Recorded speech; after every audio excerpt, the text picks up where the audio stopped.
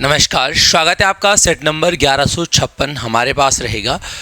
इस वीडियो का इस पेपर का सॉल्यूशन भी एक ही वीडियो में आपको मिलेगा, जो भी 85 क्वेश्चन तक रहता है। बाकी कंप्यूटर रीजनिंग का जो भी है वो आपको अलग मिलता रहेगा। क्योंकि करणपुर शाखा में जो है इसका सॉल्यूशन भी नहीं हो पाया था, इसके बस आंसर बताए गए हैं, तो ये यूट्यूब पर भी सबके लिए वीडियो ओपन रहेगी। तो जो लोग आपके साथ आते हैं उन लोगों को भी ज़रूर शेयर करें, ताकि जो भी डाउट्स वगैरह अगर किसी के रहे होंगे इस पेपर में तो वो इस वीडियो से जो है क्लियर हो जाएंगे। ठीक है, चल पहला है कि निम्न में से कौन सी बोली ढूंढाड़ी के नाम से जानी जाती है। भाई हमारे पास राजस्थानी के अंतर्गत एक जयपुरी नाम एक बोली है, और जयपुरी को ढूंढाड़ी कहा जाता है। बाकी की बात करेंगे तो कौरवी, कौरवी हमारे पास पश्चिमी हिंदी के अंतर्गत है। पहले कौरवी नाम की अगर हम बात करेंगे तो कौरवी नाम सुझाया है किसने? राहुल सांकृत्यायन ने।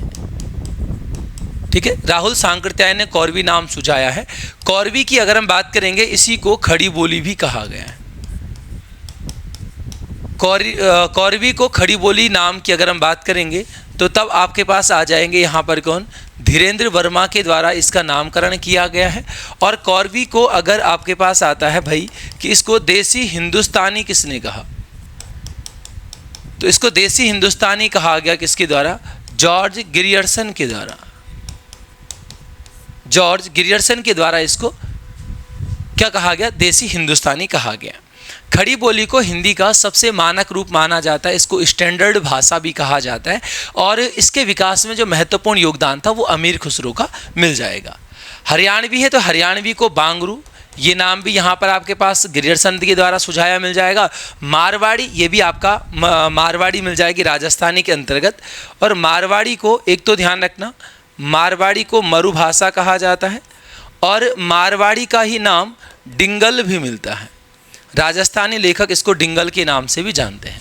तो यहाँ पर इनकी मिल जाएंगे उपनाम वगैरह। ठीक है, चलिए, और ज़्यादा कुछ पेपर से बाहर नहीं जाएंगे, कोशिश करेंगे कि बस जितना है पेपर के डाउट्स वगैरह बस क्लियर होंगे आपके इस वीडियो में। ठीक है, निम्न में से कौन सा युग्म अवृतमुखी स्वरों को दर्शाता है? देखो, स्वरों के उच्चारण के समय ओष्ठ की आकृति के आधार पर दो वर्गों में स्वरों को बांटा गया है। एक हो जाएगा आपके पास वृत्तमुखी, वृत्तमुखी की जिसके उच्चारण में मुख जो है वो वृत्त राउंड से बनाए, और वृत्तमुखी में यहाँ पर केवल 4 आ जाते हैं, उ और ओ औ, बाकी सारे के सारे अवृत्तमुखी। अवृत्तमुखी में ए आई आपके पास आ जाएगा। शुरू से चलेंगे तो अ और ई। इनके उच्चारण में जो ओष्ठ हैं वो आपके पास वृत्त आकृति नहीं बनाते बल्कि फैले रहते हैं। ठीक है, तो इसका ऑप्शन नंबर फर्स्ट यहाँ पर आपको आंसर मिल जाएगा। थर्ड है कि निम्न में से शुद्ध वर्तनी का उदाहरण। भाई तो शुद्ध इसमें से आपके पास केंद्रीकरण मिल जाएगा। पहले केंद्रीकरण का ध्यान रखना, केंद्रीकरण है तो ये होगा, लेकिन अगर राष्ट्रीयकरण होगा तब या आएगा पूरा। राष्ट्रीयकरण इस रूप में आपके पास मिल जाता है। ठीक है, परिशिष्ट की बात करेंगे तो ये आपके पास परिशिष्ट हो जाएगा। अक्षोहिणी नहीं बल्कि क्या हो जाएगा यहाँ पर आपका अक्षोहिणी शब्द मिल जाता है। ठीक है, वहीं शुश्रूषा की बात करेंगे तो ये शुश्रूषा ये हो जाएगा। भाई वर्तनी में यहाँ पर जैसे टाठा की कई बार दिक्कत हो जाती है आपका अभीष्ट में, तो अभीष्ट की बात करेंगे तो इसमें टा होगा, ठा नहीं होगा। हाँ, अगर हम बात करेंगे कनिष्ठ की, कनिष्ठ, या फिर आपके पास आ जाएगा वरिष्ठ, या फिर आ जाएगा गरिष्ठ, इन सभी में ठ मिलेगा, है ना। एक हमारे पास आता मिष्टान, तो उसमें टा मिलेगा भाई, ठा नहीं मिलेगा। मिष्टान, तो उच्चारण सुधार है, बहुत आसान है भाई, वर्तनी ज़्यादा कुछ है नहीं। उच्चारण अगर सही है तो आप आराम से उसको अच्छे से लिख सकते हो। हमारे पास अगला क्वेश्चन है कि मातृच्छा शब्द में संधि। पहले इसका विच्छेद की अगर हम बात करेंगे तो इसका विच्छेद आपके पास मिल जाएगा मातृ प्लस इच्छा। ठीक है, अब यहाँ पर क्या है, री के बाद भिन्न स्वर आ रहा है तो क्या बनना है? रा, और रा जो है ता के साथ मिलकर क्या बनाता है? त्रा बनाता है। यहाँ पर जो भी ये त्रा वाली चीज़ें आएंगी, शब्द आएंगे, 10-12 शब्द रटने वाले हैं। मातृच्छा, पितृच्छा, मात्राज्ञा, पित्राज्ञा, मात्रानुमति, पितृनुमति, मातृपदेश, पितृपदेश, ये सारी की सारी त्रा वाली चीज़ें आपके पास आ जाएंगी किसमें? यण संधि में। तो इसी नियम के तहत बनी कि री के बाद अगर भिन्न स्वर है तो रा बनेगा, भिन्न स्वर की मात्रा आ जाएगी, और ता और रा ने त्रा बना दिया भाई मिलकर। आगे फिर से संधि वाला है तो यहाँ पर पूछा गया कौन सा संधि विच्छेद सही है, तो इसमें फोर्थ वाला मिल जाएगा, अच प्लस अंत का अजंत। आपने एक नियम मिलता है कि जहाँ पर प्रथम वर्ण किसी भी स्पर्श व्यंजन वर्ग का पहला वर्ण अगर सघोष ध्वनि के साथ क्या करता है, मेल करता है, तो ये पहला अपने ही वर्ग के तीसरे में परिवर्तन इसका हो जाता है। चा अपने वर्ग का पहला है, आ है, यानी सभी स्वर क्या हो, सघोष होते हैं। तो चा छ ज, चा का बना जा हलंत, आ ने इसको मात्रा दी, अजंत बन गया। हमारे पास ऑप्शन फर्स्ट में दूसरा नियम है। एक नियम कहता है कि पहले का मेल अगर ना या माँ के साथ हो रहा हो तो ये पहले का परिवर्तन पांचवें में हो जाता है। जगत प्लस नाथ नहीं, सबसे पहले इसका यहाँ पर मिल जाएगा आपको जगत हलंत प्लस नाथ, तभी तो स्पर्श व्यंजन वर्ग का पहला होगा ना, ता वर्ग का पहला, उसका ना से मेल हो रहा तो एक और ना, इस ता का एक और ना बन जा रहा भाई, ठीक है। अनुच्छेद में हमारे पास आ जाएगा अनु प्लस छेद। व्यंजन संधि का एक नियम, नॉर्मली प्लस से पहले आपको व्यंजन मिलेगा हलंत वाला, इस तरीके से, जैसे ये हलंत वाले हैं यहाँ पर है, ठीक है। लेकिन एक नियम ऐसा भी मिलता है कि जहाँ पर प्लस से पहले तो आपके पास स्वर हैं और प्लस के बाद छ है, ऐसी स्थिति में क्या होगा, इस छा का, देखो इसका कोई परिवर्तन नहीं, इस छा का परिवर्तन हो जाएगा छ और छ में, ठीक है। अब अगर हम यहाँ पर देखें ऊ के बाद है, ऊ क्या है, स्वर है ना, उसके बाद छा है तो अनुच्छेद बन गया। इसी नियम से आपके पास क्या आ जाएंगे, परि प्लस छेद का परिच्छेद शब्द आ जाएगा, तरु प्लस छाया का तरु छाया शब्द यहाँ पर आ जाएगा, ठीक है। ऐसे ही आपके पास यहाँ पर आता वी प्लस छेद का विच्छेद शब्द आ जाता है, अनुच्छेद यहाँ पर है, ऐसे आपके पास, ठीक है भाई। तो जो भी आपके पास यहाँ पर इस प्रकार से शब्द बने हैं। तीसरा है सन, तो सन नहीं, इसमें आपके पास क्या मिल जाएगा, सम, सम प्लस सय, संशय, और माँ ही मिलेगा जो आपके पास ये नियम वाला आता है, माँ नियम वाला, कि सम प्लस है का संशय, सम प्लस यम का संयम, सम प्लस सार का संसार, सम प्लस हार का संहार, सम प्लस विधान का संविधान, सम प्लस शोधन का संशोधन, सम प्लस कल्प का संकल्प हो जाएगा, सम प्लस गम का संगम। तो ये सारे आपका समहलन से बने हुए शब्द मिल जाएंगे। सीखते कि भाई कृत प्रत्यय के प्रयोग से बने, देखो सभी को पता होना चाहिए कृत प्रत्यय होता है जो धातु के बाद जुड़ता है, धातु के बाद जुड़ने वाला प्रत्यय क्या हो जाएगा, कृत प्रत्यय, और इसकी सहायता से बना जो शब्द होगा वो क्या हो जाएंगे, कृदंत शब्द हो जाएंगे। अब दूसरा भी और मिलता है कि भाई अगर धातु के बाद ना लगे तब, यानी अगर संज्ञा सर्वनाम विशेषण के बाद अगर कोई प्रत्यय जुड़ता है तो तब उसको क्या कहा जाता है, उसको तद्धित प्रत्यय कहा जाता है, और जो शब्द बनेगा वो तद्धितांत शब्द आपके पास आ जाता है।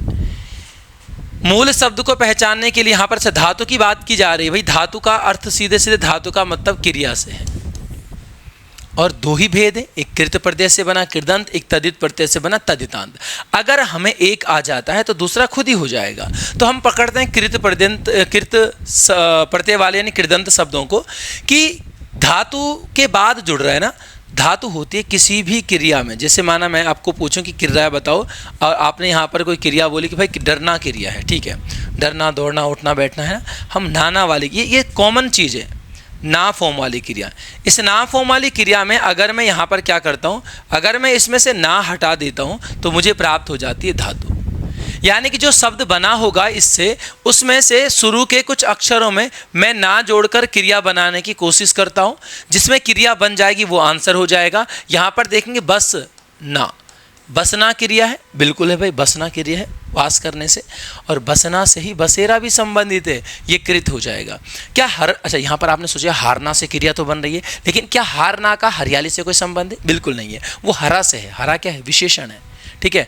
बिटिया तो वैसे भी आपका कोई क्रिया नहीं बन रही है, रक्ति में भी कोई क्रिया नहीं बन रही है, रक्त से बना हुआ है, ठीक है।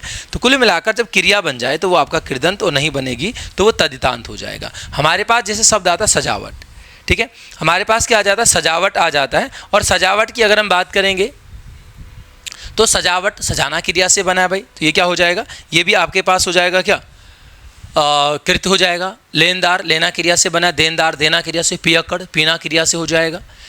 दुकानदार अब क्रिया नहीं बनेगी, अब दुकान मूल शब्द संज्ञा वाला है, तब वो तद्धित से हो जाएगा, तद्धितांत शब्द हो जाएगा, है ना। ऐसे हमारे पास आता है कि जैसे माना कड़वाहट, तो कड़वाना तो कोई क्रिया नहीं बन रही है, तो कड़वा जो है विशेषण रूप में आपके पास यहाँ पर मिल जाता है, यहाँ पे ध्यान रखना, ठीक है। चले आगे चलते हैं। क्वेश्चन नंबर हमारे पास आता है सेवंत की विदेशर शब्द में सही सुमेलित नहीं है। तो ऑप्शन नंबर तीसरा था। सुराग और गलीचा की अगर हम बात करेंगे तो ये हमारे पास तुर्की शब्द मिल जाते हैं। तो भाई लगातार इन शब्दों को हम देख ही रहे हैं। आगे चलेंगे कि वह व्यक्ति देवी का अनन्य भक्त है, इसमें देवी हो जाएगा व्यक्तिवाचक। ठीक है, अब देखो ध्यान से कि भाई ठीक है, हम अगर स्वतंत्र रूप से देवी शब्द को देखेंगे तो देवी जो है आपके पास क्या हो जाएगा, जातिवाचक संज्ञा इसको होना चाहिए स्वतंत्र रूप से। लेकिन वाक्य प्रयोग के हिसाब से संज्ञा पद भी चेंज हो जाते हैं। इस वाक्य में जहाँ पर कि कहा गया है कि वह व्यक्ति देवी का अनन्य भक्त है, इस वाक्य से क्या पता चलता है, वो एक देवी का अनन्य भक्त है या अनेक देवियों का अनन्य भक्त है। अगर हम यहाँ पर पढ़ेंगे इसको तो इसका मतलब ये हुआ कि वह एक देवी का भक्त है। और यही यहाँ पर एग्जाम्पल में समझाया गया है कि देवी का जो सामान्य अर्थ है वो दुर्गा से है, और दुर्गा यानी देवी की वो बात कर रहा है, तब वो एक मात्र के लिए बात कर रहे हैं, तो तब वो आपके पास यहाँ पर क्या हो जाएगा, व्यक्तिवाचक। ये किताब में दिया हुआ, स्पेशली ध्यान रखना इन चीज़ों का। ठीक है, पृथ्वीनाथ पांडे में किसमें। अब यहाँ पर क्या है ना, नॉर्मली भी बोलते हैं ना, गांव में कोई बोलता देवी आ गई, तो ऐसा कुछ नहीं, कभी सरस्वती माता आ जाए, कभी लक्ष्मी माता आ जाए, पैसे दे के चली जाए। देवी का मतलब सिर्फ दुर्गा के रूपों से है ना। तो देवी शब्द जो सामान्यतः प्रयोग होता है वो किसके लिए होता है, वो दुर्गा शब्द के लिए प्रयोग आपके पास यहाँ पर मिल जाएगा, ये ध्यान रखना। ठीक है, अब जब दुर्गा के लिए तो तब वो क्या हो जाएगा, तब वो आपका व्यक्तिवाचक हो जाता है। 9th आता है कि निम्नलिखित में से किस वाक्य में कर्तृवाच्य का कर्तृवाच्य का प्रयोग हुआ है। तो ये आपके पास अच्छा नहीं हुआ है, सॉरी। कर्तृवाच्य की अगर हम बात करें, हमें बस 3 चीज़ें चाहिए। हमें चाहिए कर्ता होना चाहिए, हमें चाहिए कर्ता के साथ नए विभक्ति, या हमें चाहिए कर्ता विभक्ति रहित। कर्ता क्या होना चाहिए, विभक्ति रहित होना चाहिए। देखते हैं, इसमें कर्ता है, मैं है, बिल्कुल है भाई, कोई विभक्ति है नहीं है तो कर्तृवाच्य है। मशीन चलाई जा रही, क्या इसमें कर्ता है, किसके द्वारा चलाई जा रही है, तो बाकी देखने की जरूरत ही नहीं है ना। जब इसमें कर्ता ही नहीं है तो ये कर्तृवाच्य कभी भी नहीं हो सकता। इसमें प्रधान आचार्य है, नए विभक्ति आ गया, इसमें सोहन है, कोई विभक्ति नहीं है, तो बिना विभक्ति के कर्ता और केवल नए विभक्ति वाला, नए और कहीं नहीं मिलेगा, केवल कर्तृवाच्य में मिलेगा, वाच्य के परिप्रेक्ष्य में। ठीक है, तो ये आपके पास आ जाएंगे कर्तृवाच्य वाले। अब ये कि मशीन चलाई जा रही है, ये मशीन खुद चल रही है, किसी के द्वारा चलाई जा रही है, तो जो मशीन है वो किसी के द्वारा चलाई जा रही है, और किसी के द्वारा चलाई जाने का मतलब कि मशीन किसका काम कर रहा है, यहाँ पर मशीन यहाँ पर काम कर रहा है कर्म का। और जब ये कर्म का काम कर रहा है, सकर्मक वाक्य हो जाएगा, तो सकर्मक वाक्य हो जाएगा तो ये क्या हो जाएगा आपके पास यहाँ पर कर्मवाच्य हो जाता है। 10th आता है कि वाक्य में प्रयुक्त किसी विशेषण पद का लिंग वचन, तो भाई ये विशेष्य से होगा। देखो मेरे पास अगर माना कहीं पर आता है कि मैंने यहाँ पर लिखा कि माना कोई शब्द है बहुत सुंदर है, माना सुंदर, ठीक है, मैंने कहा सुंदर और फूल है एक, और एक यहाँ पर आपके पास आ जाएगा सुंदर महिला ही लिख लो या स्त्री लिख लो, ठीक है, जो भी है। अब यहाँ पर क्या है ना, जब हम पद परिचय देखते हैं तो फूल क्या है, पुल्लिंग में है। इस संबंध में ये सुंदर भी पुल्लिंग हो जाएगा। जब ये महिला है, स्त्रीलिंग है, इसकी विशेषता अगर ये बताएगा तो ये सुंदर भी स्त्रीलिंग रूप में प्रयोग किया जाता है। तो कहीं पर भी कोई भी अगर विशेषण का लिंग वचन जो निर्धारित होता है वो किसके आधार पर होगा, विशेष्य के आधार पर। अच्छा अच्छी तभी तो होता है ना, नदी है तो अच्छी नदी है, फूल है तो अच्छा फूल है। भाई फूल और नदी के हिसाब से तो अच्छा अच्छी चेंज हुआ ना, ठीक है। चल आगे चलेंगे कि अर्कजा, अर्कजा यहाँ पर आ जाएगा यमुना का। यमुना में जो मेन शब्द आपके पास मिल जाएंगे, यहाँ पर मिल जाएगा कालिंदी, सूर्यसुता, सूर्यसुता यानी सूर्यपुत्री, तो उसके बाद कुछ भी बना दो, अर्कजा हो जाएगा, सूर्यसुता हो जाएगा यहाँ पर आपका, या फिर आपके पास सूर्यपुत्री वगैरह मिल जाएगा, ठीक है, ये सब हो जाएगा। यहाँ पर अगर हम बात करेंगे तो हमारे पास मिलता है नदी। जो नदी है तो नदी का तटिनी, तटिनी यानी तट का निर्माण करने वाली, निम्नगा, निम्न में गमन करने वाली हो जाएगी, ठीक है। यहीं पर आपके पास आ जाएगा क्या, निम्नगा हो, हाँ एक आता है निर्झरणी, जो निर्झर है झरने का है, निर्झरणी हो जाएगा नदी का। गंगा में जो मेन शब्द याद रखने हैं वो रखना ध्रुवनंदा, जानवी, त्रिपथगा, और बाकी तो आपको पता सुरसरिता, सुरसरी, देवनदी, देवपगा, विष्णुपदी मिल जाएगी, ठीक है। सरस्वती में हमारे पास जो याद रखने हैं वो क्या है, वो हमारे पास शब्द आ जाता है भाई सरस्वती के लिए क्या, विमला आ जाएगा, कमला लक्ष्मी का है, ठीक है। यहीं पर आपका वीणा पाणी आ जाता है, ये तो आसान हो जाएगा, वीणा पाणी सरस्वती, ज्ञानदायिनी सरस्वती। यहाँ पर एक शब्द आता है महाश्वेता, महाश्वेता हो जाएगा, और यहाँ पर एक शब्द आता है क्या, भारती। ये सारे सरस्वती के पर्यायवाची मिल जाते हैं। आगे है कि निम्न में से कौन सा विलोम शब्द सही सुमेलित नहीं है। निष्करुण, करुण, ठीक है भाई। उदात, अच्छा इस उदात का पता क्या मिलता है, इस उदात का मिल जाएगा अनुदात। और जो ये विनीत है इसका मिलता है उद्धत। उद्धत शब्द यानी उदंड शब्द से बना, उसका विनीत हो जाएगा भाई। अतल का वितल, शोषक का शोषित, बिल्कुल। शोषक का विलोम पोषक भी मिलता है।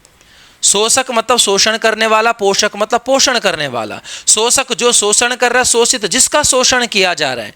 पोषक में एक तो शोषक मिल जाएगा और पोषक में पोषित शब्द भी मिल जाएगा कि जिसका पोषण किया जा रहा है। जैसे शासक का शासित भी आपके पास मिल जाता है भाई, ठीक है। चलो 13 आता है कि हर काम को देरी से करने वाला, ये हो जाएगा दीर्घ सूत्री। अंतेवासी के लिए आपके पास क्या आ जाएगा, गुरु के समीप, गुरु के समीप रहने वाला, गुरु के समीप रहने वाला हो जाएगा अंतेवासी। छेपक आता है किसी ग्रंथ में, किसी ग्रंथ में बाद में जोड़ा जाने वाला अंश या हिस्सा, ये हो जाएगा आपका क्या, छेपक। और खे तो आपको पता, खे का मतलब आकाश हो जाएगा, तो खे में विचरण करने वाले नहीं, आकाश में विचरण करने वाले के लिए क्या आ जाएगा, खेचर आ जाता है, ठीक है। चलिए आगे चलते हैं। क्वेश्चन नंबर हमारे पास नेक्स्ट आता है 14 कि किसी पत्र में संबोधन के बाद, अच्छा देखो संबोधन क्या होता है, जैसे हमने माना लिख दिया महोदय, इस संबोधन के बाद जो है ना अल्प विराम का आपके पास प्रयोग मिल जाता है। अल्प विराम सबसे कम समय तक रुकने के लिए वाक्य में प्रयोग किया जाता है और सामान्यतः आता है किसी वाक्य में दो या अधिक समान पदों को अलग करने के लिए। अर्धविराम हो जाएगा वाक्य के मध्य में, यानी उपवाक्यों के मध्य हो जाएगा। पूर्ण विराम विस्मय सूचक और प्रश्न सूचक के अलावा सभी प्रकार के वाक्यों के अंत में पूर्ण विराम लगेगा। उपविराम आता है विसर्ग जैसा, इसको कॉलन भी कहा जाता है। दो प्रयोग इसके मिलते हैं। कोलन का एक प्रयोग क्या मिल जाएगा कि भाई किसी के कथन को निर्देशित करने के लिए, किसी के कथन को निर्देशित करने हेतु इसका प्रयोग हो जाएगा, ठीक है। किसी के कथन को निर्देशित करने हेतु हो जाएगा। जैसे माना एक निर्देशक चिन्ह भी आता है बड़ा वाला, जो जिसको हम डैश बोलते हैं। माना कहीं पर नाटक का मंचन रावण चल रहा तो हमने ये लिख दिया, ये भी कथन को निर्देशित करने के लिए, और कभी उसकी जगह पर केवल विसर्ग लगा दिया, वो भी सेम काम करेगा। दूसरा जो उपविराम है, ये आपका जो प्रयोग होता है, ये मुख्य शीर्षक को उपशीर्षकों से अलग करने में, मुख्य शीर्षक को अन्य शीर्षकों से अलग करने में इसका प्रयोग यहाँ पर मिल जाता है। कैसे भाई, आपने एक कभी कभार जैसे कुछ टॉपिक आ जाते हैं, देखे होंगे कहीं पर हेडिंग लिखी हुई कि निबंध लिखना आपने, विज्ञान वरदान या अभिशाप, वरदान या अभिशाप। जो विज्ञान है वो क्या है, देखो विज्ञान मुख्य टॉपिक है, इसके अंतर्गत टॉपिक है कि विज्ञान वरदान है या विज्ञान अभिशाप है, उसके बारे में। ऐसे शिवानंद नौटियाल की एक रचना भी आप लोगों ने पढ़ी होगी, उसका शीर्षक मिलता है आपके पास पर्यावरण, फिर यहाँ पर मिल जाएगा समस्या और समाधान, समस्या और समाधान। तो मुख्य हेडिंग क्या है, पर्यावरण है, उसके बाद उपविराम लगा है, और वो जो आपके पास शीर्षक है पर्यावरण की समस्या और पर्यावरण समस्या का समाधान, ये उसको क्या कर रहा है, अलग कर रहा है, उसको अलग दर्शाया गया है। आगे है भाई कि निम्नलिखित में से मिश्र वाक्य, तो देखो ध्यान से, चोर को देखकर सिपाही पकड़ने दौड़ा। सिपाही का पकड़ने दौड़ना एकमात्र मुख्य क्रिया है, तो ये सरल वाक्य हो जाएगा। नेताजी भाषण देकर चले गए, ये भी आपके पास सरल हो जाएगा। बिजली नहीं थी, अपने आप में स्वतंत्र, अंधेरा छा गया, अपने आप में स्वतंत्र। जब दोनों उपवाक्य स्वतंत्र हो सकते हैं तो संयुक्त हो जाएगा।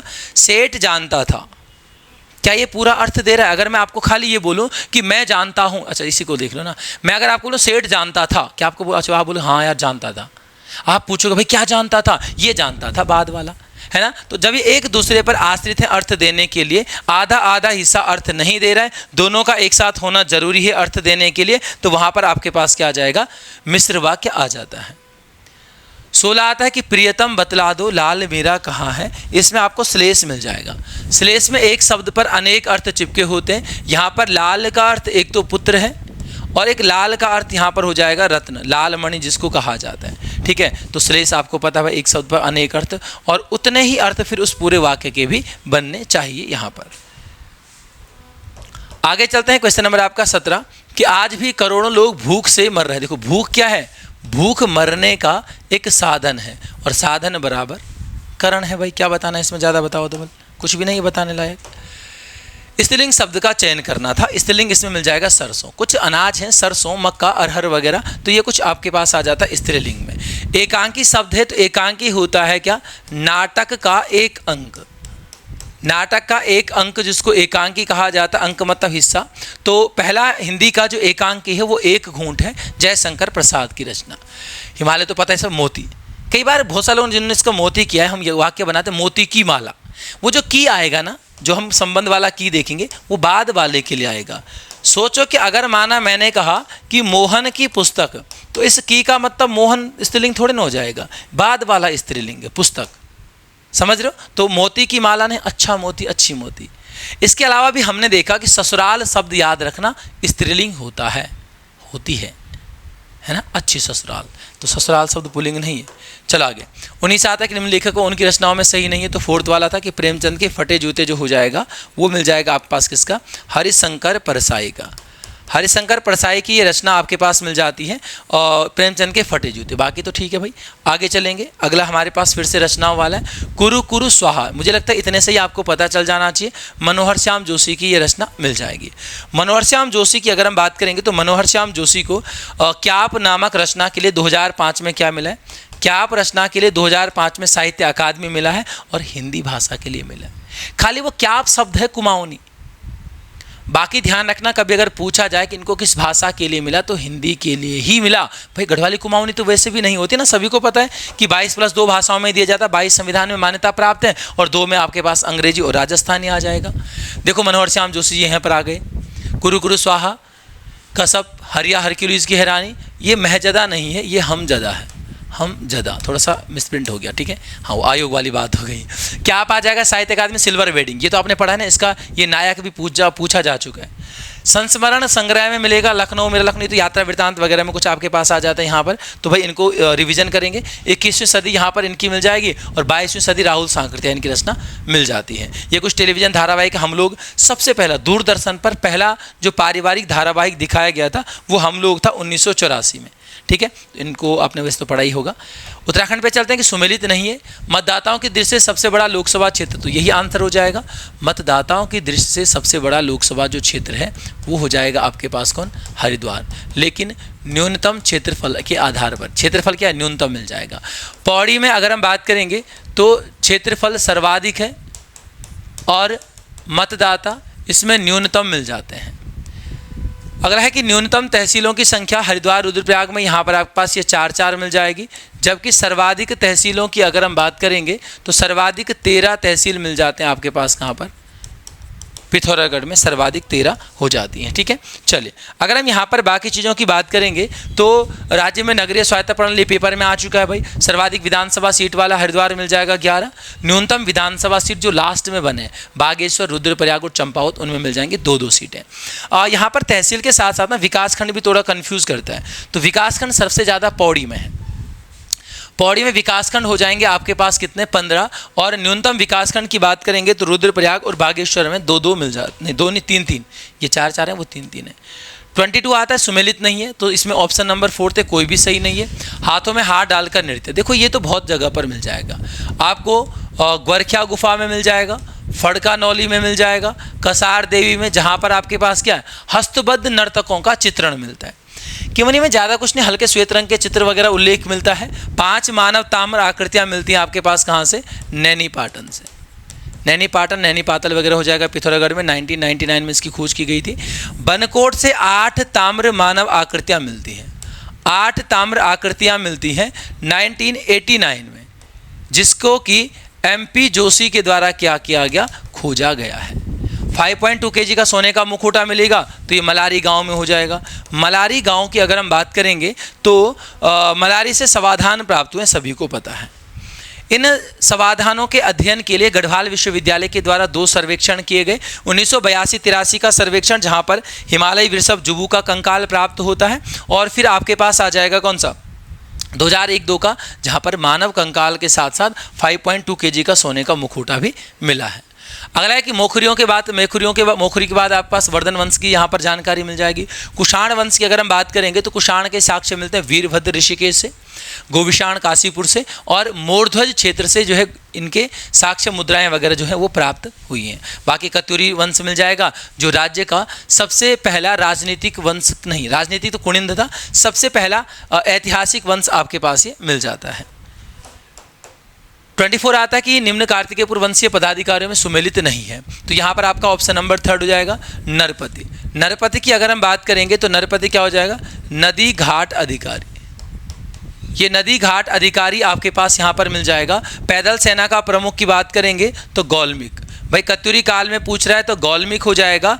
और अगर जयनपति शब्द आता है तो जयनपति किस में मिल जाएगा, पौरव काल में इसको जयनपति कहा गया है। कुलचारिक तहसीलदार, जबकि तहसीलदार प्रकार की एक इकाई हमारे पास कर्मांत भी मिल जाती है। कर्मांत हमने 2 जगह पर देखा। कर्मांत हमारे पास क्या आ जाएगा, एक आ जाएगा कर्मांत खनिज युक्त भूमि आ जाएगी, और एक कर्मांत में आपके पास आ जाएगा क्या, तहसील स्तर की प्रशासनिक इकाई भी मिल जाती है। 25 में कौन सा विकल्प सही सुमेलित है, तो पहला वाला ही सही थे कि झड़ी पानी, जो देहरादून के अंतर्गत झड़ी पानी था, वहाँ पर चाय प्रशिक्षण केंद्र आ जाएगा।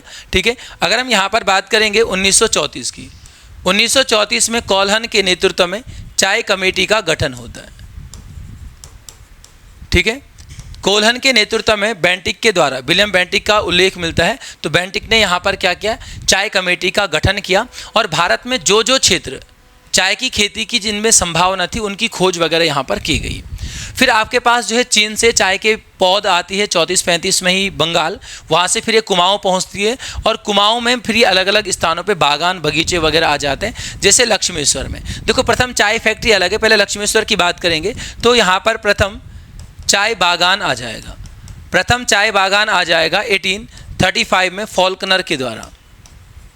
ठीक है, जबकि चाय फैक्ट्री की बात करेंगे तो चाय फैक्ट्री आपके पास कहाँ पर मिल जाएगी भाई, गडोली में मिल जाएगी 1907 में D.A. चौफिन के द्वारा। D.A. चौफिन के द्वारा यहाँ पर आपके पास ये मिल जाती है। चाय प्रशिक्षण है तो चीन भेजा गया, तो एसआई वांग को नहीं बल्कि फॉर्च्यून नामक अधिकारी को 1838-39 में चीन भेजा जाता है, जबकि एसआई वांग 1850 में गढ़वाल आया। ठीक है, ये एक चीनी चाय काश्तकार था जो गढ़वाल आता है, तो ये यहाँ पर मिल जाएगा 1850 में। आगे है कि निम्नलिखित में से कौन सा विकल्प सही सुमेलित नहीं है, तो पहला वाला था संस्कृति साहित्य एवं कला परिषद की अगर हम बात करेंगे तो ये आपका 2004 में है देहरादून में। उदय शंकर वाला 2003 में हो जाएगा, कांसवा से ये आपको पता ही है, अभी आजाद होने वाली भी है। लोक संस्कृति दिवस हो जाएगा 24 दिसंबर इंद्रमणि बडोनी जी की जयंती पर। आगे पुरातत्व महाभारत सर्किट पर लाखा मंडल को विकसित किया जा रहा है। इनमें मुक्तेश्वर को लिख लेना, क्या हिमालय दर्शन थीम वगैरह आ जाती है। 28 है कि निम्नलिखित में से किस बद्री में या की, हाँ ठीक है, के निकट होना था कि पितृतर्पण के लिए ब्रह्म कपाली, तो ये बद्रीनाथ में ब्रह्म कपाली मिल जाएगा। भविष्य बद्री की बात करेंगे सुभई गांव या सुभेन गांव में मिल जाएगा। आदि बद्री हो जाएगा नौठा गांव में, यहाँ पर आपका हिमालय उत्सव भी आ जाएगा। योग ध्यान बद्री की अगर हम बात करेंगे तो ये पांडुकेश्वर में मिल जाएगा। योग ध्यान बद्री का मंदिर है पांडुकेश्वर में, खाली ध्यान बद्री आएगा, ये अलग है उर्गम घाटी का। क्वेश्चन आ चुका है कि कौन सा मंदिर जो है बद्री या पंच बद्री में शामिल नहीं है, तो वहाँ पर आपके पास आंसर आया हुआ क्या, ध्यान बद्री। ठीक है, इनके अलावा एक और मिल जाएगा आपके पास, कौन बचा हुआ भाई, अब बचा है आपके पास यहाँ पर 1 2 3 4, हाँ आपके पास यहाँ पर बचा हुआ आपका एक बद्री और तो है, बद्रीनाथ हो जाएगा, भविष्य बद्री, आदि बद्री, योग ध्यान बद्री हो जाएगा पांडुकेश्वर में। एक आपके पास अणिमठ का बचा है, अणिमठ का वृद्ध बद्री, हाँ तो वृद्ध बद्री अणिमठ में। 29 का हो जाएगा हिमालय में स्थिति के आधार पर, उत्तराखंड हिमालय स्थित है तो पश्चिम मध्य हिमालय में। जब हम हिमालय के 4 भौगोलिक भाग पढ़ते हैं ना, कौन कौन से, ये हो जाएगा आपका कश्मीर हिमालय, कुमाऊँ हिमालय, ये आपका नेपाल और ये असम, तो इस क्षेत्र में है ना, तो ये क्षेत्र कहाँ है, ये मध्य भाग तो इसको माना गया, तो मध्य पश्चिम में आपके पास ये आ जाएगा ऑप्शन नंबर 2 वाला भाई। आगे चलेंगे, क्वेश्चन नंबर नेक्स्ट अगला कि निम्न मेले व उनके स्थानों में सही सुमेलित नहीं है। इसमें पहला ही आंसर हो जाएगा हाट, नहीं हाट होना इसने खाली, ठीक है। ग्रामीण हिमालय हाट की अगर हम बात करेंगे, ये सतोली गांव में मिल जाएगा, सतोली गांव नैनीताल में। अगर कुमोड पिथौरागढ़ की बात करेंगे तो आजकल यहाँ पर हिल यात्रा चल रही है, ठीक है। जो भाद्रपद पंचमी, इस बार तो नाग पंचमी आपके पास एक मतलब संक्रांत को ही थी, तो नाग पंचमी या पंचमी के बाद पंचमी, षष्ठी, सप्तमी और अष्टमी ये गमरा महोत्सव के रूप में आता है। गमरा महोत्सव में गोरा माहेश्वर की पूजा की जाती है। सप्तमी अष्टमी को सातों आठों होता है और आठों के बाद इस क्षेत्र में जो है आपके पास हिल यात्रा मनाई जाती है। बाकी तो ठीक है भाई, जो भी है। ये रानीबाग स्थान का नाम है, उसमें मैदान है चित्रशिला, तो चित्रशिला और जिया रानी का मंदिर है ना, तो जिया रानी का मेला भी आएगा, तो सब एक ही है, ठीक है। टिहरी बांध परियोजना के संबंध में सही नहीं है। टीआईडीसी की स्थापना मिल जाएगी 1988 में। बांध का सर्वप्रथम विरोध कमलेंदुमती शाह, कमलेंदुमती के शाह के ही द्वारा बांध विरोधी समिति का गठन किया गया 1978 में, जिसके अध्यक्ष विद्यासागर नौटियाल थे। इसमें 2 और सदस्य थे, वीरेंद्र सकलानी, जिन्होंने सुप्रीम कोर्ट में इस बांध को रोकने के लिए याचिका दायर की थी, और सुंदरलाल बहुगुणा आपके पास मिल जाएंगे।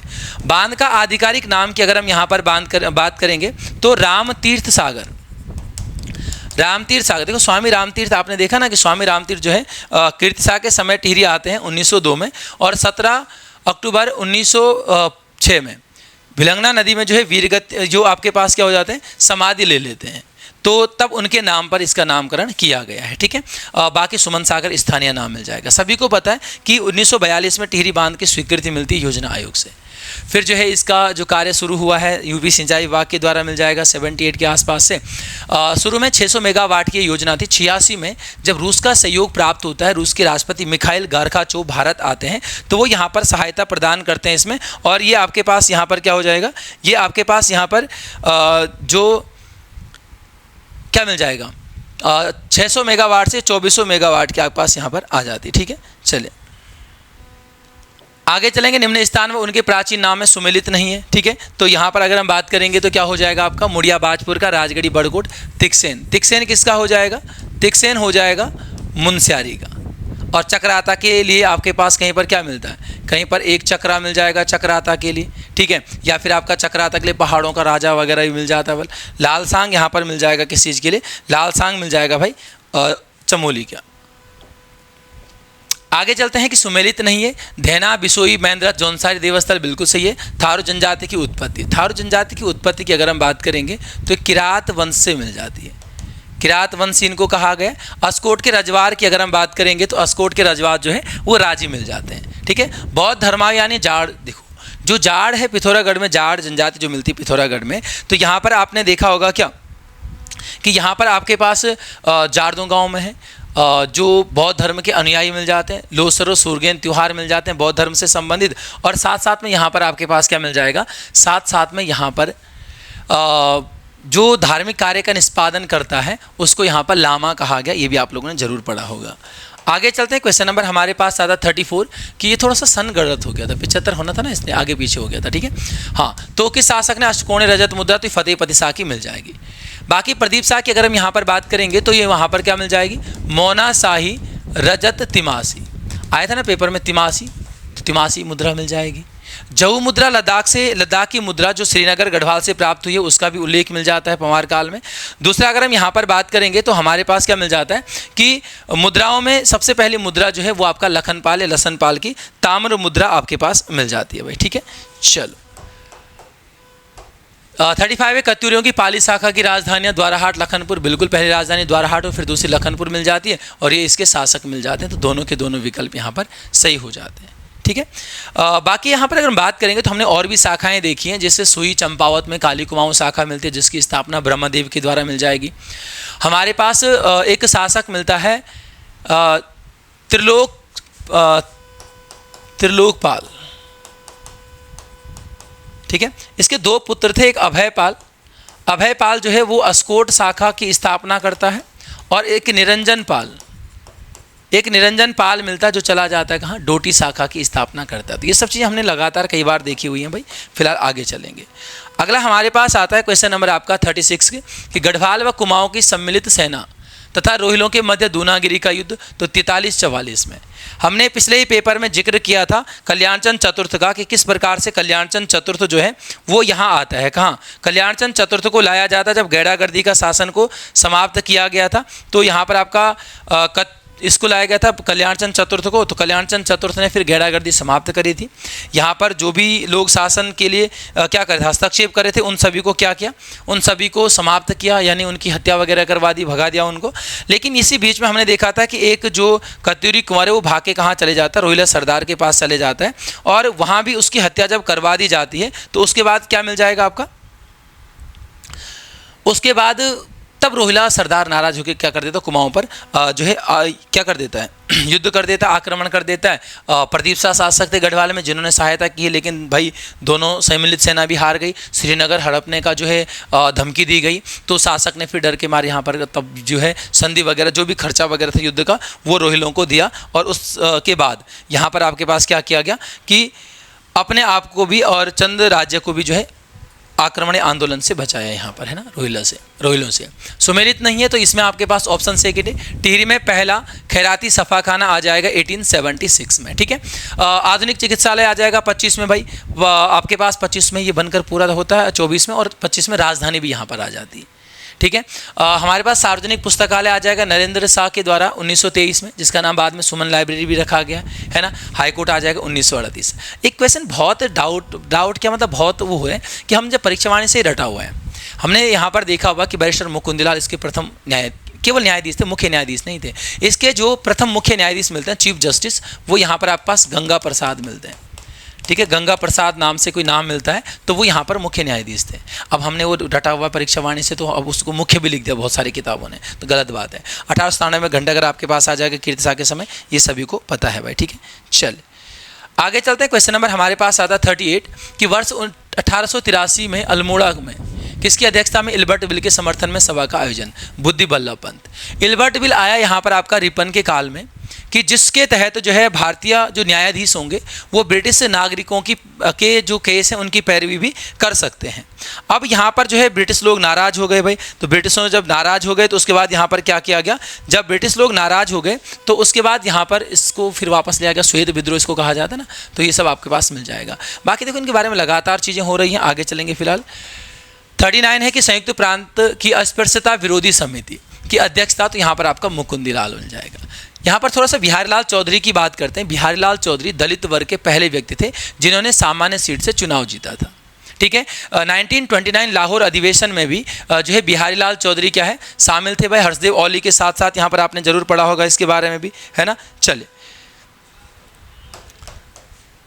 आगे है कि वर्ष 2025 का केदार सिंह रावत पर्यावरण पुरस्कार ये मिला है हर्षवंती बिष्ट को।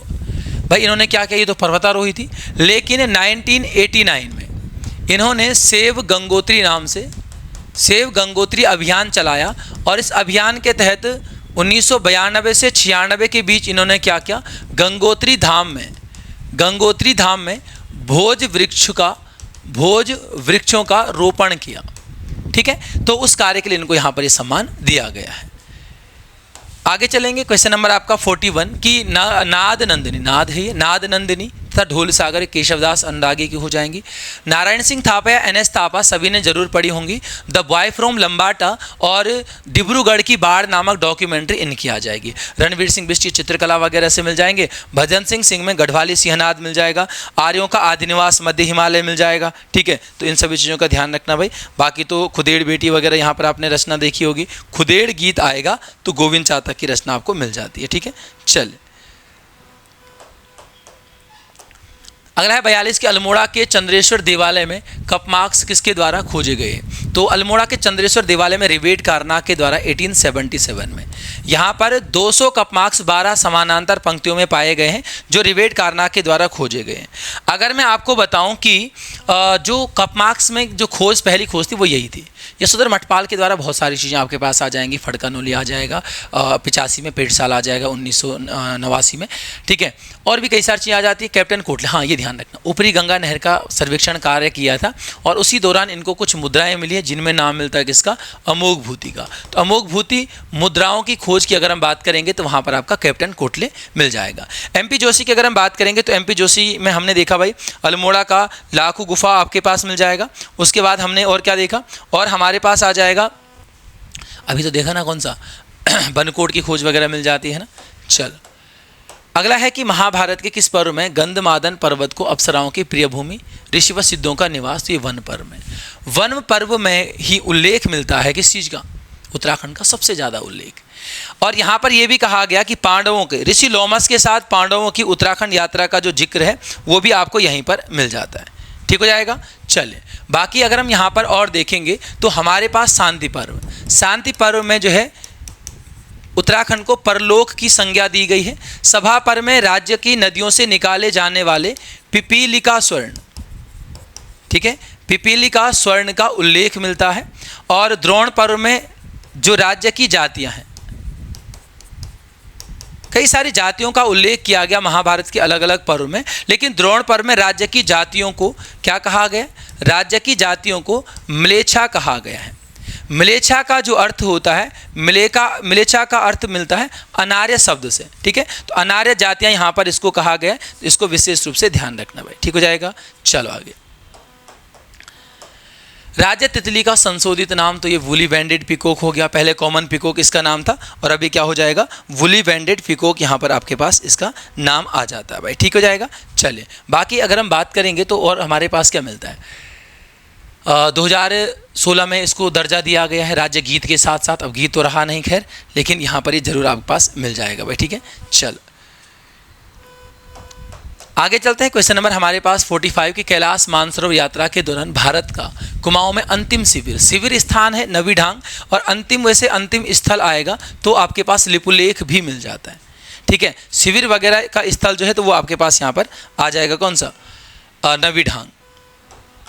आगे चलते हैं भाई कि गढ़वाली रामायण, गढ़वाली महाभारत, तो ये सब आपका किसकी मिल जाएगी, यहाँ पर आपका आदित्य राम दुधपुड़ी की रचना मिल जाएगी।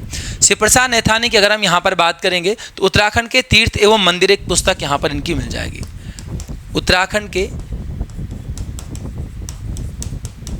तीर्थ एवं मंदिर। ठीक है, हरिदत्त भट्ट शैलेश की अगर हम यहाँ पर बात करेंगे तो गढ़वाली भाषा व उसका विकास, कुमाऊनी भाषा व उसका विकास आएगा तो त्रिलोचन पांडे की रचना मिल जाएगी। गढ़वाली भाषा और उसका विकास आएगा तो यहाँ पर हरिदत्त भट्ट शैलेश, हरिदत्त भट्ट शैलेश के द्वारा सन एंड स्नो, ये यहाँ पर आपके पास क्या मिल जाएगा, सन एंड स्नो नामक रचना मिल जाती है, जो कि BBC चैनल है उसके द्वारा भी इसका प्रकाशन किया गया, तो बहुत महत्वपूर्ण हो जाती है, ध्यान रखना इसको। ठीक है, और हरिदत्त भट्ट शैलेश के ही जन्म दिवस को 19 सितंबर को राज्य में साहित्य दिवस के रूप में मनाया जाता है। अबोध बंधु बहुगुणा की कुछ रचनाएं हैं, इसमें एक मिल जाएगा अंतिमगढ़। अंतिमगढ़ जो है उप्पूगढ़ पर, या फिर आपका उप्पूगढ़ का जो गढ़पति था कफू चौहान, उस पर लिखी गई रचना आपके पास यहाँ पर मिल जाएगी। श्रीदेव सुमन पर लिखी गई इनकी रचना एक आती है क्या, माइको लाल। ठीक है, बाकी तो तिड़का, रणमंडाण, भूमियाल, ये कुछ रचनाएं गढ़वाली रचनाएं हैं जो अबोध बंधु बहुगुणा की मिल जाती हैं भाई। कुमाऊं तथा गढ़वाल के सीमावर्ती क्षेत्र या दुसान क्षेत्र में तो चांचरी गीत हो जाएगा। चांचरी, भोन, भुइन वही है जो हम बसंत आगमन पर वैसे कुमाऊं का झोड़ा मिलता है उसकी जैसे मिलता है, लेकिन गढ़वाल क्षेत्र में चांचरी का उल्लेख मिलता है माघ महीने की चांदनी रातों में। ठुलखेल हो जाएगा, सभी को पता है कि ये आपके पास भाद्रपद में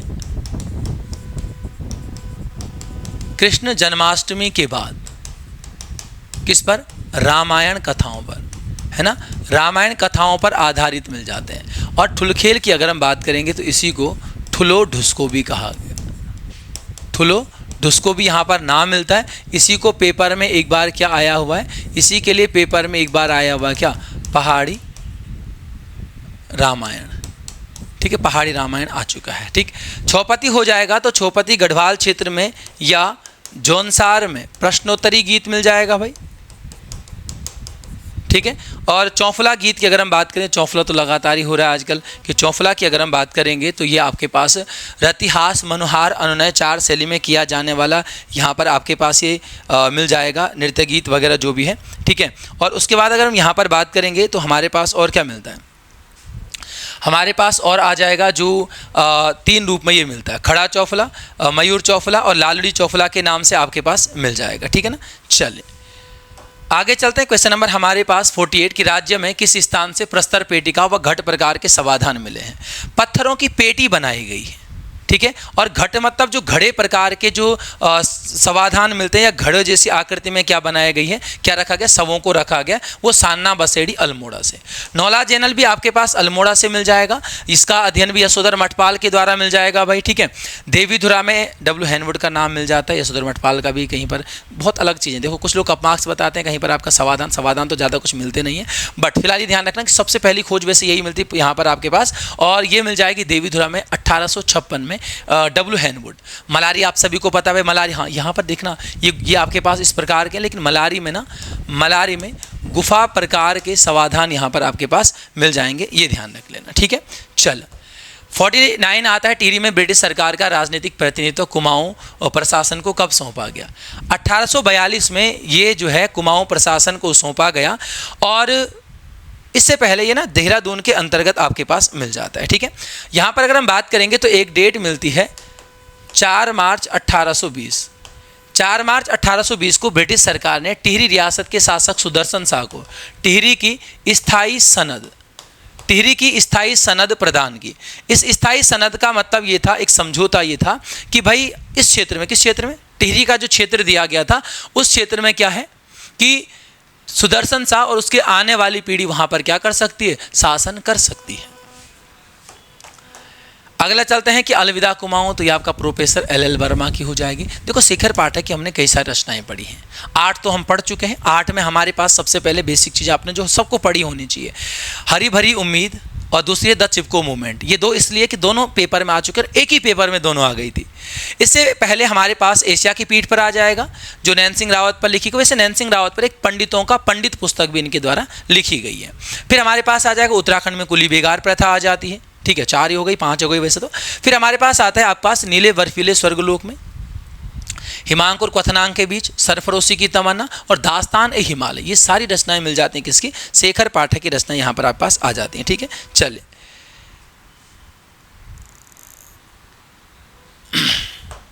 आगे चलते हैं। क्वेश्चन नंबर हमारे पास नेक्स्ट आता है भाई कि ज्वाड़ प्रथा का संबंध। ज्वाड़ प्रथा जौनसारी जनजाति, जौनसारी जनजाति में जो ज्वाड़ प्रथा है वो आपके पास क्या मिल जाएगी, महिला संपत्ति। महिला संपत्ति से संबंधित यहाँ पर ये प्रथा है कोई, जो ज्वाड़ प्रथा के रूप में आपके पास आ जाती है, ठीक है। चलिए आगे चलते हैं भाई। भारत छोड़ो आंदोलन में नैनीताल जिले के नवयुवकों की पैरवी किसके द्वारा की गई है। तो यहाँ पर ध्यान से देखना, चारों के चारों वकील थे हमारे पास। भारत छोड़ो आंदोलन में नैनीताल में नवयुवकों की पैरवी इंद्र सिंह नयाल के द्वारा की गई। इसी समय जो है सालम के शेर, कौन, सालम के शेर मिल जाएंगे आपके पास राम सिंह आजाद। इन पर भी जो है सालम की घटना हुई थी, वहाँ पर जो है जो भी विद्रोह वगैरह हुआ, इनको काला पानी की सज़ा हो गई है। अब इन्होंने इंद्र सिंह नयाल से भाई परामर्श लिया, तो ये तो खुद ही बिजी थे यहाँ, तब इन्होंने गोपाल स्वरूप पाठक को भेजा। तो गोपाल स्वरूप पाठक ने राम सिंह आज़ाद के केस की पैरवी की। ये गोपाल स्वरूप पाठक वही हैं जो बाद में भारत के उपराष्ट्रपति भी बनते हैं, ठीक है। अब यहाँ पर बात करते हैं मुकुंदीलाल की। मुकुंदीलाल ने जो आपके पास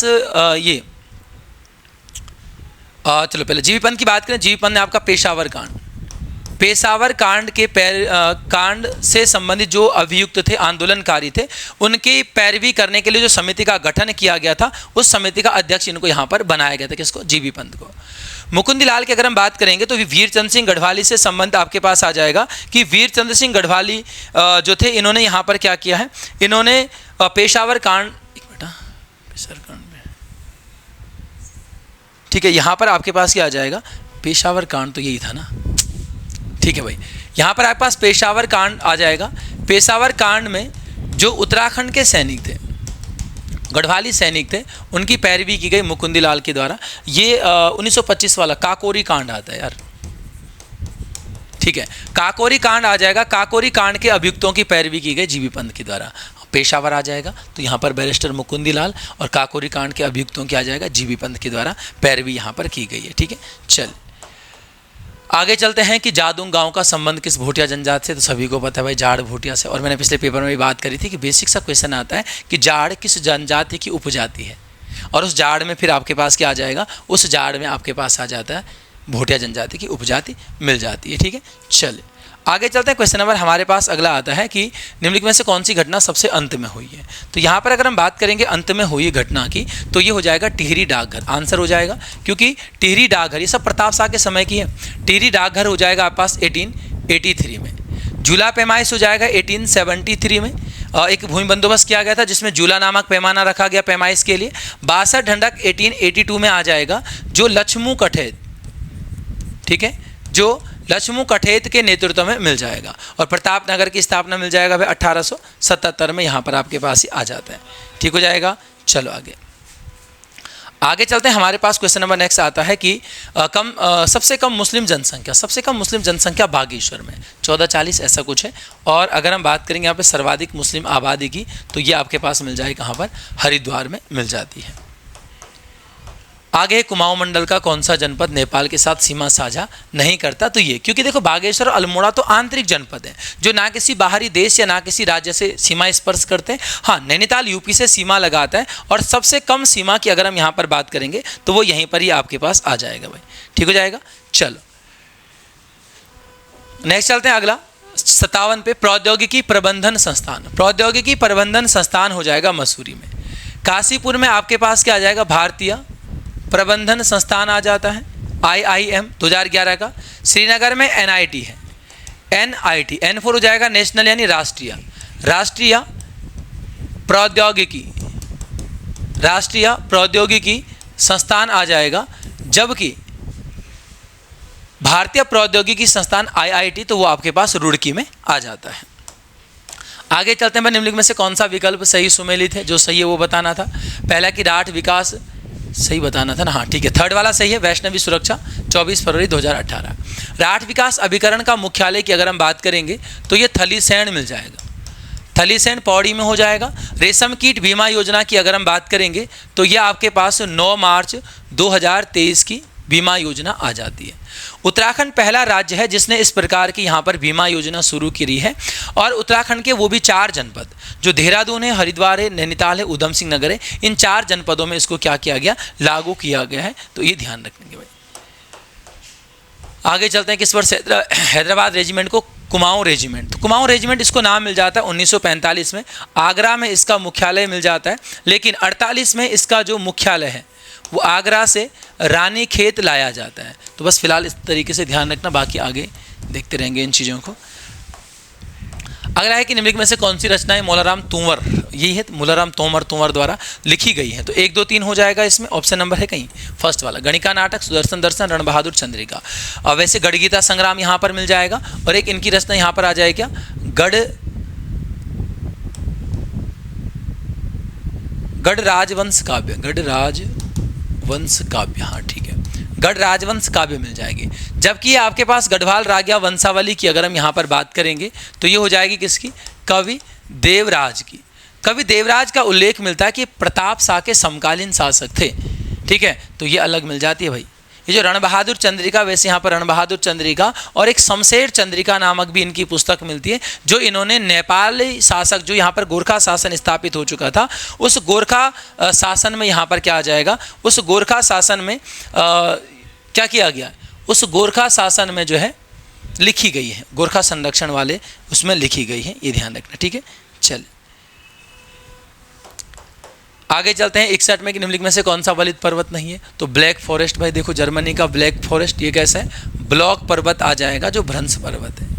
ब्लॉक पर्वत में हमारे पास अमेरिका का सियरा नेवेदा आ जाता है, सियरा नेवेदा आ जाएगा। पाकिस्तान का साल्ट रेंज, पाकिस्तान का साल्ट रेंज पर्वत आ जाएगा। साथ साथ में वास्जेस फ्रांस का मिल जाता है।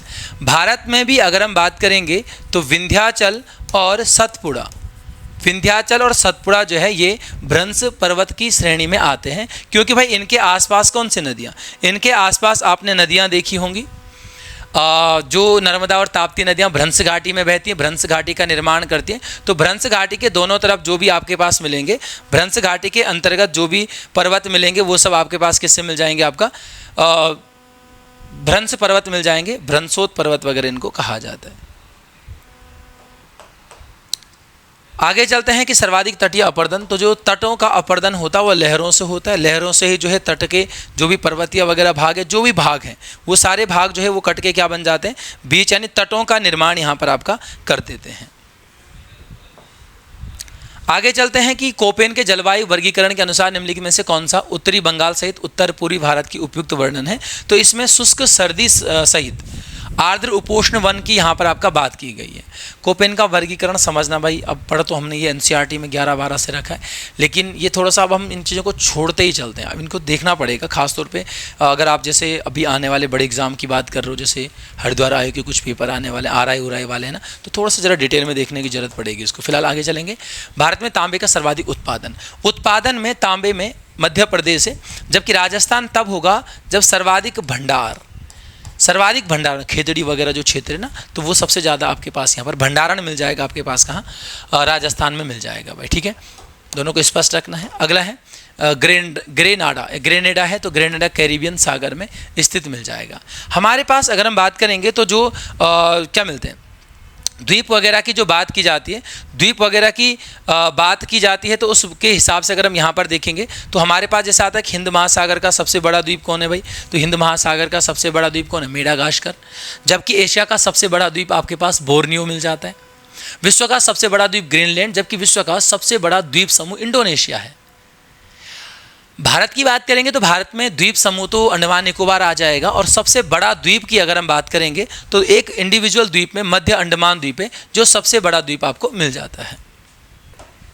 नेक्स्ट आते हैं, यहाँ पर एक क्वेश्चन थोड़ा सा इनकम्प्लीट था। क्वेश्चन होना था कि निम्नलिखित में से कौन सा चुनाव भारत के या राष्ट्रीय निर्वाचन आयोग द्वारा संपादित नहीं किया जाता है। तब हो जाता है इसका आंसर स्थानीय निकाय, क्योंकि स्थानीय निकाय जो संपन्न कराएगा वो राज्य निर्वाचन आयोग करवाएगा, ठीक है। कई बार राज्यसभा, राष्ट्रपति, ये तो सब ठीक है, लेकिन कई बार क्वेश्चन आपके पास आता है कि विधानसभा, राज्यों के विधानसभा का निर्वाचन कौन संपन्न करवाता है, तो तब भी राष्ट्रीय वाला ही निर्वाचन आयोग करवाएगा, राज्य वाला केवल पंचायत में। कई बार हमने देखा पंचायत में आर्टिकल 243 का के में यहाँ पर है और जेड का ए में वहाँ पर है, किसमें, नगर निकाय में निर्वाचन वाला, ठीक है। तो इसको ध्यान रखेंगे भाई, ठीक है। थोड़ा सा और चीज़ें आती हैं कि सभी जो संस्था चुनाव कराएगी वही विवादों का निपटारा भी करेगी, लेकिन राष्ट्रपति और उपराष्ट्रपति के निर्वाचन में अगर विवाद उत्पन्न होता है तो सुप्रीम कोर्ट क्या करेगा, निर्णय लेगा। अगला आता है कि प्रथम लोकसभा अध्यक्ष, तो सभी को पता है गणेश वासुदेव मावलंकर, ये प्रथम उपाध्यक्ष हो जाएंगे, अनंत शयनम आयंगर। वर्तमान में हमारे पास मिल जाते हैं ओम बिड़ला, और सबसे ज़्यादा समय था, देखो अभी ओम बिड़ला दूसरे कार्यकाल के लिए चुने तो गए हैं, अगर ये पूरा अपना टाइम पूरा कंप्लीट कर देते हैं 10 साल, तो ये सबसे ज़्यादा समय तक हो जाएंगे। फिलहाल अभी बलराम जाखड़ हैं जो सबसे लंबे कार्यकाल 9 साल कुछ महीने तक रहे हैं। बाकी की बात करेंगे अगर हम, तो प्रथम महिला मीरा कुमार आ जाएंगी, और फिर तो आपके पास सुमित्रा महाजन दूसरी भी मिल जाती हैं। चले आगे चलते हैं। क्वेश्चन नंबर हमारे पास आता है कि बंधुआ मजदूरी पर रोक, तो बंधुआ मजदूरी वाला 76 आ जाएगा, बंधुआ मजदूरी आ जाएगा, और समान पारिश्रमिक, बंधुआ मजदूरी और समान पारिश्रमिक में आपके पास आ जाएगा 76। ऑप्शन में ज़्यादा कुछ है नहीं, 48 है, तो 48 में भी हमारे पास क्या मिल जाएगा, एक तो ध्यान रखना भारतीय कारखाना अधिनियम। अभी याद क्या रखना है, अगर आपके पास प्रथम कारखाना अधिनियम आता है और द्वितीय कारखाना अधिनियम आता है, वो ब्रिटिश काल के हो जाएंगे, प्रथम 1881, द्वितीय 1891 में। लेकिन सिंपल भारतीय कारखाना अधिनियम अगर आएगा तो भारतीय कारखाना अधिनियम 1948 में, और यहीं पर न्यूनतम वेतन वाला अधिनियम भी आ जाएगा। तो कारखाना में न्यूनतम वेतन था 1948, ऐसे भी इसको याद रखना है। चलो आगे, आपातकाल में किसी राज्य की विधानसभा की अवधि बढ़ाई जा सकती है संसद द्वारा, और कितनी बढ़ाई जा सकती है, एक बार में 1 वर्ष। और भी वैसे यहाँ पर प्रावधान है कि भाई अगर ये आपातकाल क्या होता है, अगर ये आपातकाल 6 महीने से पहले समाप्त हो जाता है, अगर ये आपातकाल 6 महीने से पहले समाप्त हो जाता है, तो ये बढ़ा हुआ कार्यकाल 1 वर्ष से घटकर कितना हो जाएगा, 6 महीने हो जाएगा। भारतीय संविधान में अस्पृश्यता का उन्मूलन सभी को पता है, 17 में मिल जाएगा। 15 में आपके पास मिल जाता है लिंग, वंश, जन्म स्थान, धर्म, जाति, इन 5 आधारों पर किसी व्यक्ति से कोई भेदभाव नहीं किया जाए। इनके भाग भी याद रखना। 15 का में ये है। 15 का सेकंड इसमें मिलता है कि इन सभी आधारों पर किसी व्यक्ति से सार्वजनिक स्थल, होटल, रेस्टोरेंट, पानी भरने का जो जल कुआं वगैरह होगा, बगीचा वगैरह होगा, वहाँ पर भेदभाव नहीं होगा। इसी का तीसरा भाग कहता है कि महिला और बच्चों के लिए विशेष प्रावधान किए जाएंगे।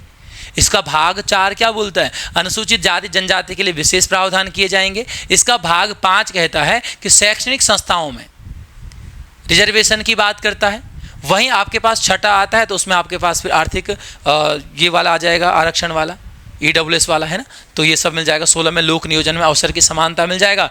18 में उपाधियों का अंत किया गया। अब उपाधियों का अंत तो किया गया है, लेकिन प्रश्न बनता है कि भारत में पद्म पुरस्कार, जो पद्मश्री, पद्म भूषण है, किस आर्टिकल के द्वारा दिए जाते हैं? तो ये भी आर्टिकल 18 के द्वारा ही दिए जाते हैं, ये ध्यान रखना, ठीक है। चलो 71 आता है, सूची को सूची 2 से मिला लो। मेरठ षड्यंत्र मुकदमा था 1929, यहाँ पर कुछ आपका श्रमिकों को गिरफ्तार किया गया था। मोपला विद्रोह हो जाएगा आपके पास 1921 में। मालाबार तट में आपके पास यहाँ पर ये मिल जाएगा मोपला किसान विद्रोह था, जमींदारों के खिलाफ ये विद्रोह था, जिसका नेतृत्व अली मुसलियार के द्वारा किया गया। अली मुसलियार के द्वारा इसका विद्रोह मिल जाएगा। चंपारण सभी को पता भाई 1917 हो जाएगा। भारत में महात्मा गांधी के सत्याग्रह का पहला प्रयोग चंपारण है। नील की खेती के विरोध में, नील की खेती से संबंधित 3 कठिया प्रथा थी, जहां पर 3/20 भाग में नील की खेती करना अनिवार्य था किसानों के लिए, कोई नील खरीदे ना खरीदे। भाई अब नील का ज़्यादा प्रयोग होता भी नहीं था, क्योंकि अब तो केमिकल आ गए थे, केमिकल कलर आ गए थे वस्त्रों को रंगने के लिए, तो नील फिर ऐसे ही बर्बाद जा रहा था, कोई खरीद ही नहीं रहा था। तो तब वहाँ पर किसानों के द्वारा यहाँ पर राजकुमार शुक्ल महात्मा गांधी को न्योता देते हैं यहाँ आने का, चंपारण आने का। गांधी जी आए तो वो सब यहाँ पर सोल्व हुआ।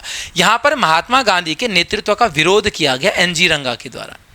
NG रंगा भी किसान वर्ग से ही थे। इन्होंने कहा कि भाई हम अपनी समस्याओं का निराकरण करने के लिए हम क्या है, हम कैपेबल हैं, सक्षम हैं, हम कर सकते हैं। कोई ऐसा व्यक्ति जो बाहरी व्यक्ति जो चंपारण से जिसका संबंध ही नहीं है, वो भी देश से भी बाहर से आ रहा था, अफ्रीका से, और उसके बाद यहाँ पर नेतृत्व करे, थोड़ा इनको जची नहीं बात। संथाल विद्रोह भी आपके पास आ जाएगा 1855 में, और संथाल विद्रोह भी सिद्धू कान्हू के नेतृत्व में एक तरीके से महाजनों या जमींदारों के विरोध में था, ठीक है। तो अब इसका हो जाएगा 4, 3, 2, 1, 4, 3, 2, 1। ऑप्शन नंबर सेकंड यहाँ पर इसका आंसर आपको मिल जाएगा भाई। आगे चलते हैं। पानीपत का तीसरा युद्ध 1761 में मराठा और अहमद शाह अब्दाली के बीच में होता है। मराठा सेना का जो नेतृत्व कर रहे थे मराठा शासक सदाशिवराव भाऊ थे, और वहाँ से अहमद शाह अब्दाली था। इसी युद्ध में अगर हम बात करेंगे मराठा पेशवा की, तो बालाजी बाजीराव थे, ठीक है भाई। तो इस चीज़ को ध्यान रखना। एक सदाशिव राय, वो सदाशिवराव भाऊ यहाँ पर थे। सदाशिव राय आपका जो राक्षसी तंगड़ी या बनीहट्टी का युद्ध होता है 1565 में, विजयनगर वाला, तो वहाँ पर शासक थे। सेना का नेतृत्व भले वहाँ पर राम राय के द्वारा किया गया है। महाबलीपुरम के रथ में पिछले पेपर में बताया नरसिंह वर्मन प्रथम पल्लव शासक थे। द्वितीय के द्वारा कांची का कैलाशनाथ मंदिर भी बताया हुआ है, ठीक है। तो यहाँ पर अभी ज़्यादा कुछ नहीं, आगे चलो। 74 एक किसको भारतीय पुनर्जागरण का अग्रदूत, पिता वगैरह ये सब कहा जाता है? तो राजा राम मोहन राय। राजा राम मोहन राय ने सबसे खतरनाक प्रथा जो सती प्रथा थी उसका उन्मूलन किया भाई, ठीक है। 1829 में जो है अधिनियम यहाँ पर बनाया गया। फिर दयानंद सरस्वती के द्वारा आर्य समाज आया 1875 में। आर्य समाज को प्रारंभ में स्थापित किया गया था कहाँ पर? इसको स्थापित किया गया था बॉम्बे में, लेकिन 77 में इसका मुख्यालय जो है चेंज किया गया लाहौर में। ये क्वेश्चन पेपर में आ चुका है, ठीक है। इसका जो मुख्य उद्देश्य, सत्यार्थ प्रकाश पुस्तक मिल जाती है, मुख्य उद्देश्य जो था वो ये था वेदों की पुनः स्थापना करना, वैदिक सभ्यता की पुनः स्थापना करना। इसका स्टेटमेंट था वेदों की ओर लौटो, वेदों में पूर्ण सच्चाई नहीं थे, ये सब यहाँ पर आ जाएगा। और भारत का मार्टिन लूथर भी इनको कहा गया। स्वामी विवेकानंद, नरेंद्रनाथ दत्त इनका नाम था। शिकागो सम्मेलन में भेजा गया खेतड़ी नरेश के द्वारा अपने खर्चे पर, और इनको नाम दिया क्या? विवेकानंद।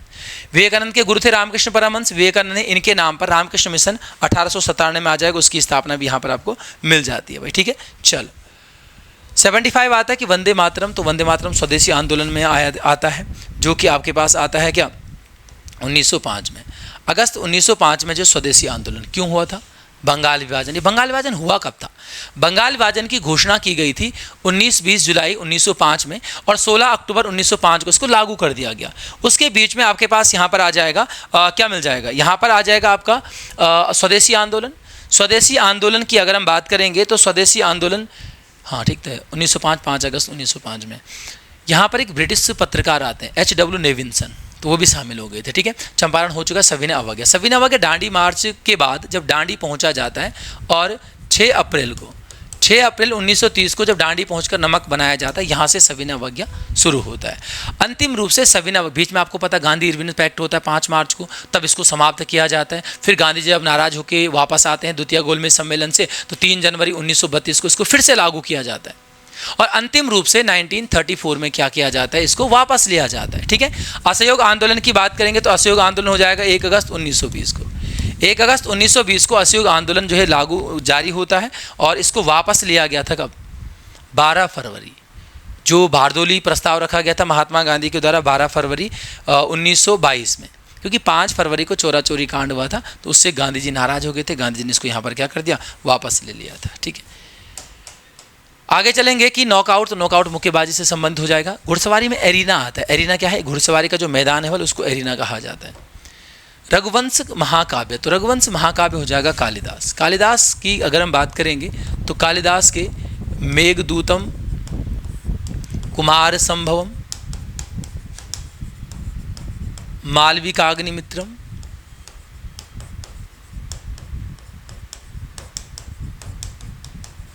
विक्रमोर्वशीयम, ये सब रचनाएं यहाँ पर मिल जाती हैं किसकी? कालिदास की। भवभूति की अगर हम बात करेंगे तो भवभूति की रचना एक तो आ जाएगी क्या? उत्तर रामचरितम, उत्तर रामचरितम एक रचना इनकी मिल जाएगी। मालती माधव, ध्यान रखना भाई, मालती माधव मिल जाएगा। ठीक है, तारा शंकर के ज़्यादा कुछ है नहीं, इनका आरोग्य निकेतन कोई रचना मिल जाती है, तो ज़्यादा कुछ देखी भी नहीं गई पेपर में। शूद्रक की मिल जाएगी मृच्छकटिकम, मृच्छकटिकम मिल जाएगी इसकी, शूद्रक की। आगे चलते हैं, क्वेश्चन नंबर हमारे पास अगला आता है भाई कि ग्रैमी पुरस्कार, तो ग्रैमी दिया गया संगीत के क्षेत्र में। अभी 68th ग्रैमी दिया गया, 68th वाला दिया गया किसको? दलाई लामा को। 79 है कि शक संवत पर आधारित राष्ट्रीय पंचांग का प्रथम महीना, तो वो चैत्र माह मिल जाएगा। अगर हम बात करेंगे राष्ट्रीय पंचांग में शक संवत को कब स्वीकार किया गया इसको, तो यहाँ पर आपके पास डेट आ जाती है कितनी? 22 मार्च, 22 मार्च 1957 को इसको स्वीकृति मिलती है राष्ट्रीय पंचांग को। आगे अटल बिहारी वाजपेयी सुशासन एवं नीति विश्लेषण संस्थान, तो भैया भोपाल में मिल जाएगा। अब ज़्यादा कुछ है नहीं, वन लाइनर फैक्ट वाला था। जनगणना 2011 के अनुसार भारत के किस राज्य में ग्रामीण जनसंख्या प्रतिशत न्यूनतम है? ये मिल जाएगा गोवा में।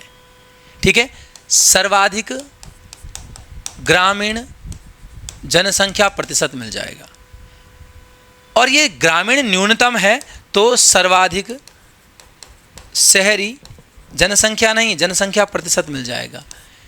ठीक है, ये यहाँ पर शहरी में न्यूनतम हो जाएगा, शहरी में क्या हो जाएगा? न्यूनतम। हमने पिछले पेपर में उत्तराखंड के बारे में भी देखा, और यहाँ पर भी प्रतिशतता में ना उल्टा हो जाता है, जहाँ पर शहरी प्रतिशतता सबसे ज़्यादा होगी, ग्रामीण सबसे कम हो जाएगी खुद ही। ठीक है, महाराष्ट्र में अगर हम बात करेंगे कि सर्वाधिक शहरी जनसंख्या, ये जनसंख्या प्रतिशत है, ये जनसंख्या है महाराष्ट्र में। और अगर आपके पास ऐसे आता है कि सर्वाधिक ग्रामीण जनसंख्या, देखो ग्रामीण जनसंख्या प्रतिशत सर्वाधिक हिमाचल में, लेकिन सर्वाधिक ग्रामीण जो जनसंख्या है वो आपका यूपी में मिल जाएगी। और दोनों जनसंख्या शहरी भी और ग्रामीण भी न्यूनतम मिल जाएगी सिक्किम में। आगे चलते हैं, क्वेश्चन नंबर हमारे पास आता है कि एक किसान जिसके पास 1 से 2 हेक्टेयर तक जोत है, वो हो जाएगा आपके पास यहाँ पर लघु किसान। ठीक है, सीमांत मिलता है जिसमें 1 हेक्टेयर से कम की भूमि होगी। ठीक है, मध्यम कृषक कहा जाता है जिसमें 4 से 10 हेक्टेयर हो, और बड़ा कृषक हो जाएगा 10 हेक्टेयर से अधिक। 10 हेक्टेयर से अधिक जिसमें क्या है भूमि है, वो आपके पास हो जाएगा बड़ा कृषक। ठीक है, बाकी हमारे पास 2 से 4 हेक्टेयर वाला एक और आ जाता है, 2 से 4 की अगर हम बात करेंगे तो यहाँ पर आ जाएगा कौन? अर्ध मध्यम। 2 से 4 वाला अर्ध मध्यम आ जाता है। ठीक है, आगे चलते हैं कि धूपगढ़ी चोटी, तो भाई सतपुड़ा में मिल जाएगी। सभी को पता है कि सतपुड़ा की सबसे ऊंची चोटी धूपगढ़ी भी आपको मिल जाती है ना, तो ज़्यादा कुछ था ही क्या उसमें। आगे है कि वैश्विक जोखिम सूचकांक, ये आपका जर्मन वाच कोई कंपनी, जर्मन वाच कोई संस्था है, उसके द्वारा ये जारी किया जाता है। फैक्ट वाले से ज़्यादा कुछ है नहीं। 85 मौद्रिक नीति के बारे में। मौद्रिक नीति भारतीय रिजर्व बैंक द्वारा जारी की जाती है, बिल्कुल की जाती है। जो मौद्रिक नीति है वो प्रभावी मांग को प्रत्यक्ष रूप से नियंत्रित करने का उपाय है। ये इसी रूप में क्वेश्चन आ चुका है, इसी लाइन में, और प्रत्येक 2 महीने में होती है, तो ये भी सही है। तो ऑप्शन नंबर 4 इसका आंसर हो जाएगा। मौद्रिक नीति की बात करेंगे तो आरबीआई जो है प्रति 2 माह में इसको जारी करती है। लेकिन यहाँ पर मेन चीज़ क्या आती है, इसके घटक क्या क्या है। आरबीआई जो है repo rate, reverse repo, bank दर, एसएलआर, सीआरआर, इन सब की जो दर है वो फिक्स करती है। इनकी दर अगर कम हो रही है तो मनी सप्लाई बढ़ेगी मार्केट में, और इनकी दर बढ़ रही है तो मनी सप्लाई मार्केट में क्या हो जाती है, कम हो जाती है। तो ये सब यहाँ पर आपके पास मौद्रिक नीति को इस तरीके से क्या किया जाता है, कंट्रोल किया जाता है। ठीक हो जाएगा। बाकी इस पेपर का सॉल्यूशन रीजनिंग और कंप्यूटर जरूर आपको मिल जाएगा चैनल पर ही। तो भाई फिलहाल इस पेपर का सॉल्यूशन है। मिलेंगे अगली वीडियो में। धन्यवाद।